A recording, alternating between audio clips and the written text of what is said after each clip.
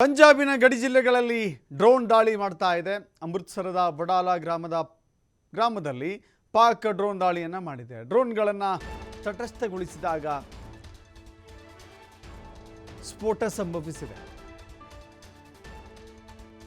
ಅಮೃತಸರದ ಬಡಾಲಾ ಗ್ರಾಮದಲ್ಲಿ ಪಾಕ್ ಡ್ರೋನ್ ದಾಳಿ. ಗಡಿ ಜಿಲ್ಲೆಗಳಾದ ಅಮೃತಸರ್, ಗುರುದಾಸ್ಪುರ, ಪಠಾಣ್ಕೋಟ್, ಫಿರೋಜ್ಪುರ, ಫಜಿಲ್ಕಾದಲ್ಲಿ ಆತಂಕದ ವಾತಾವರಣ ಸೃಷ್ಟಿಯಾಗಿದೆ.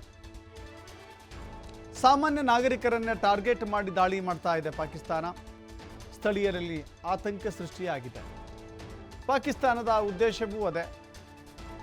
ಸ್ಥಳೀಯ ನಾಗರಿಕರನ್ನ ಟಾರ್ಗೆಟ್ ಮಾಡಿದರೆ ಭಾರತದ ಸರ್ಕಾರವನ್ನು ಹೆದರಿಸಬಹುದು ಅಂತ ಹೇಳಿ.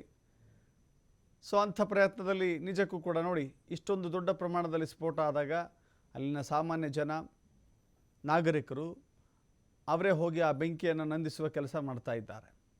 ತಮ್ಮ ಮನೆಯಿಂದ ಓಡಿ ಬಂದು ಬಕೆಟ್ಗಳಲ್ಲಿ ನೀರು ತೆಗೆದುಕೊಂಡು ಹೋಗಿ ಆ ಬೆಂಕಿ ಮತ್ತಷ್ಟು ವ್ಯಾಪಿಸದಂತೆ ತಡೆಯುವಂಥ ಪ್ರಯತ್ನ. ಮನೆಯ ಅಂಗಳದಲ್ಲಿಯೇ ಆ ಡ್ರೋನ್ಗಳ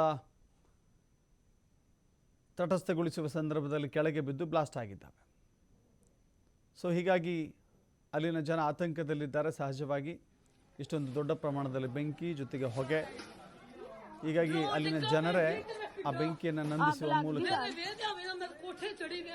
ಈ ಭಾರತದ ಪಾಕಿಸ್ತಾನದ ನಡುವಿನ ಯುದ್ಧದ ಮಧ್ಯೆ ಅವರು ಕೂಡ ತಮ್ಮ ಸುರಕ್ಷತೆಗೆ ತಾವು ಆ ಬೆಂಕಿಯನ್ನು ನಂದಿಸಿಕೊಂಡಿದ್ದಾರೆ.